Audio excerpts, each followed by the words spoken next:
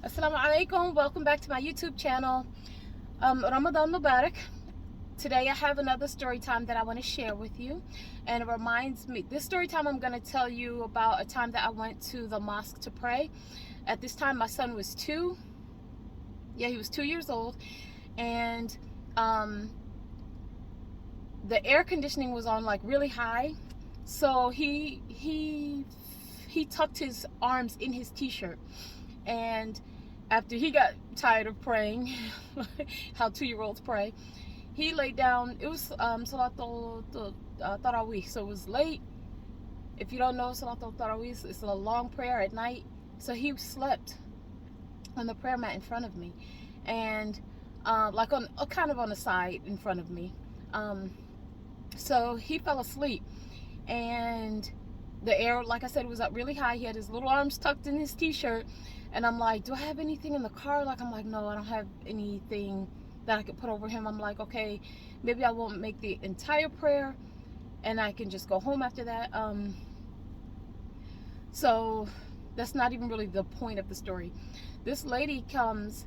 I remember I was becoming overwhelmed in prayer, because if you understand what you're saying in prayer, like, so let's say it's another language, Arabic it was, and so I was understanding what was being said. And at that time, if you guys watched my other story times, you know, when my son was 2, that was like a really hard time in our lives, and I've become just so overwhelmed with prayer and everything that I was thinking about was just being so grateful that God drew me in closer to him in my hardship, instead of me running away. Like, some people in their hardships, they will turn away from God, because, to be honest, that's a hard thing to know, that you are a good person who is good to yourself, you're good to other people, and you know you have a creator, you know he sees and he's watching all this that's going on, you're praying to him, and then there's no, like, you're still in your hardship for years. A lot of people give up, like, this is taking too long, I need to get some shortcuts because I need like normal things in life.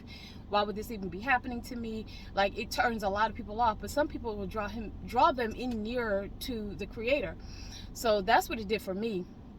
It drew me in nearer, not like I was like so far away, but the harder my life got, the more I talked to God. That's really how it all started. So I was, in that time, I was thinking, like, while I was praying, like, you know, thank you for bringing me in closer to you, so now I have a relationship with you. I know you're here with me, and I know that you're going to answer my du'as. Like, that's what. And I started crying as I was praying, like, not like a loud cry, but like tears literally started rolling down. And a lady came up next to me. I don't know if she switched out with the lady that was standing next to me, because she was not standing next to me. If you don't know, like, if somebody breaks the prayer line, someone else will come in and fill in that space. So I thought she was, I don't know if I remember that she was going to come fill in that space. Whatever it is that she was doing, she took like a really big scarf, a shawl, and she placed it over my son, who was sleeping, so he could have some coverage, so because she could see he was cold, his arms was in his t-shirt. So she gently placed that over him, and all I saw was her hand and the side profile of her face, because remember, I'm praying, so I didn't turn to actually look at her.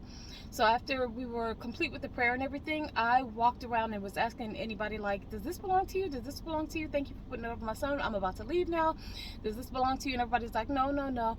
The next day, same thing. I'm asking everybody, does this belong to you? Because I wanted to return it to the lady who put it over my son, who put the scarf over my son so he could be warm. So I did this probably for the rest. I did do it for the rest of the month, actually. And every time you guys, I'm giving raccoon right now. I smudged my eyeliner under my eyes this morning, and I thought it looked nice, but on camera it's giving raccoon.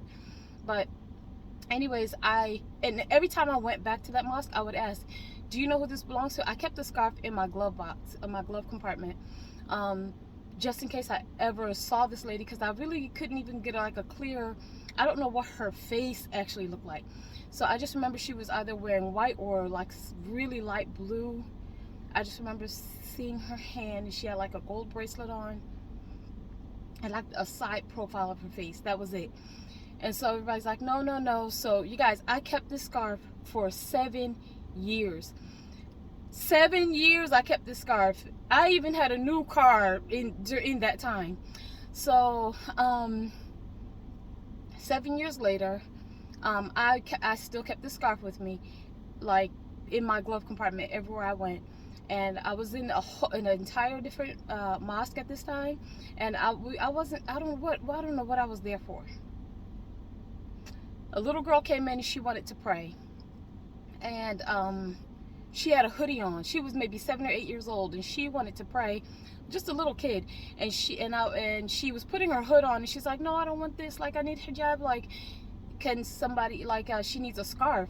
And a lot of times in a mosque, there's a area or a box or a crate, something that has extra scarves, extra skirts for people who come there. They don't cover outside like in their regular life, but when they come in the masjid, they want to cover so they can pray.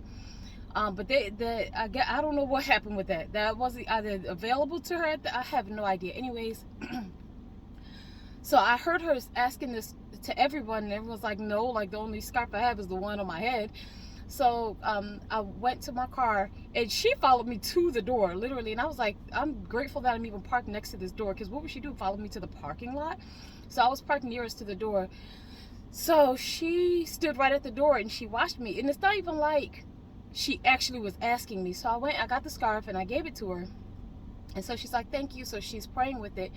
And how did... Oh, I had to leave, because remember I said I didn't know. I was there for something. It was not Ramadan at that time. So I remember seeing her praying with it, and this is weird. I don't remember if I told her she could have it, but I left out and I let her keep the scarf, because I was holding on to that scarf for way too long. So yeah, I'm feeling like I did let her have it, but I don't know if there was... Okay, this is getting really weird, because I'm trying to really remember. I remember seeing her with it, but she was praying, but I left. And so yeah, that's how I don't have the scarf anymore. But that story sticks with me, because it began in Ramadan. And yeah, I hope you guys enjoyed that story time. I don't know where that lady is. I hope to see her again. But if I do, I'm gonna say, I gave your scarf to a little girl. Maybe she was 7 or 8 years old. A little girl. She was praying in it, but I had to leave, so I left the little girl with the scarf. And hopefully the little girl's not walking around looking for me. But yeah, I remember the lady. She was like a lot older. The lady seemed like maybe she was in her 70s. I do remember her hand and the side profile of her face. She looked a lot older, very gentle, very kind. And she just came and placed it over my son, and she left. And I haven't seen her since.